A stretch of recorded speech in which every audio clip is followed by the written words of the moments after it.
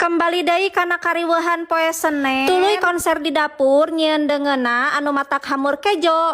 Tah panggih deui we jeung seragam istri kaeun besti. Kulantaran si bunit keur hoream nyeri cangkeng. Tring. Tuh geus rapih we ngabaris kari make. Bari biasa we geuningan bebenyit mah lamun kaleungitan barang teh. Kunaon sok jadi ka inung panempuhan teh. Kamana cenah beungkeut rambut, kamana cenah topi sareng dasi, kamana tudung anu aya panitihan, kamana patlot anu kengeng nyeuketan, kamana penghapus dede anu warna pink, kamana buku teteh anu gambar boneka, kamana beber anu warna hideung, kamana sisir anu warna koneng anu pohang geuningan, kamana tas anu ngagantung di dieu, kamana krayon anu warna hejona teu aya, kamana ieu kaos kaki sabelah deui. Ah pokona mah lieur we isuk-isuk teh besti. Anu akhirna mah mana cenah artos jajan geuningan ieu ari geus menang duit jajan mah langsung we semangat berangkat bebenyit teh. Dadah. Alhamdulillah bebenyit geus ararindit ke sakola. Hayu ah besti urang migawe pagawean imah ayeuna mah. Tah ieu urang beresan heula anu nalengnong dina beungeut meja. Atuh geus lenglang mah mejana tuluy we urang si beungetan. Si meja makan geus gulawi. Lanjut we urang ngaberesan si meja dapur. Tah ieu teh tempat anu pang betah-betahna barang teundeun. Pokona mah moal lila lenangkeunna teh. Lanjut we ayeuna mah urang nyibeungetan kompor. Majar teh hayang di skincarean cenah ayeuna mah. Atuh digasrok we ning yeuh ku si bunit teh sing nepikeun ka gulawing. Tuluy ka kolong-kolong na ning yeuh. Marah henteu banga meresihan teh. Sok sanajan ieu teh can masak besti. Tapi sok teu gararenah si bunit mah lamun masak bari barala teh. Mata wayahna we ning yeuh diberesihan heula. Sok sanajan sakedeung deui ge barala deui. Heueuh kitu so teh lamun masakna dikontenkeun besti. Marah bararesih we kitu dina kamera teh. Sok rada sumangat syutingna ge ari rarapih mah. Tapi beda deui jeung baheula saencan aya kokontenan mah. Beberes teh sok engke we disakalikeun ari geus tarap ti masak. Jadi hemat waktu, hemat tenaga. Ari kahirupan ayeuna mah beda deui. Migawe pagawean imah teh justru kalah hamur waktu, hamur tenaga. Tapi ku kituna teh lain tanpa alasan. Apan digawena ayeuna mah bari buburu. Waktu jadi hamur 2 kali lipat, tenaga ge jadi capek 2 kali lipat. Kata mah deui kudu ngotak ayeuna mah. Da kadang masuk aya rasa capek pisan. Heueuh capek awak jeung capek pikiran besti. Tapi lamun teu dipigawe lebar, lumayan we atuh mudah-mudahan aya rezekina. Sok sanajan sedikit-sedikit, lama-lama jadi umroh, lama-lama jadi tanah hektaran. Pokona mah bisa beli apapun yang diinginkan jeung bisa membantu orang-orang yang membutuhkan. Amin ya Allah. Tah eta si caina geus asak. Lanjut we ayeuna mah urang mulasara cau pamere dikersakeun ti kamari teh kacipta hayang cau seupan cekeng teh. Alhamdulillah ning ya aya milikna. Sabat ngagoreng jengkol cauna asak ning yeuh. Atuh tuluy we diparinkeun ning yeuh kana piring. Si cauna asak jengkolna ge ngiluan asak. Tuluy we masak dang daunna ning yeuh. Pokona mah hehejoan mah wajib aya. Saha di dieu anu resep pucuk waluh Cina. Pokona mah gurih we ieu teh besti rasana teh. Lanjut we ning yeuh si bunit teh ngahaneutkeun samal anu kamari. Teu poho ning yeuh lauk pangsetna. Alhamdulillah konserna ti awal nepikeun ka akhir geus beres. Kulantaran ieu beuteung geus bebeledagan. Hayu we ah besti urang hablemkeun. Alhamdulillah sok sanajan ieu deungeunna sederhana pisan. Tapi ku Gusti dipasihan nikmat anu luar biasa. Mudah-mudahan jadi